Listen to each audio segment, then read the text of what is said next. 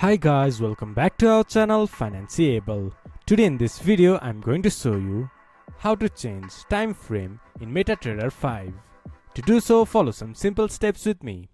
First of all, open your MetaTrader 5 application, then log into your account.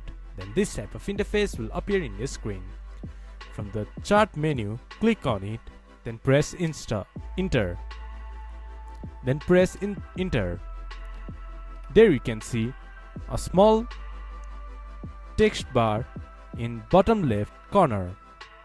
From here, enter the date that you want to jump right in.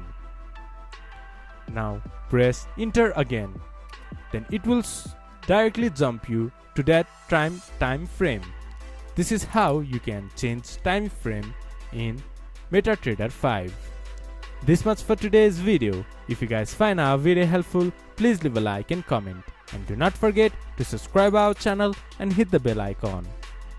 I'll see you guys again in our next video. Thank you for watching.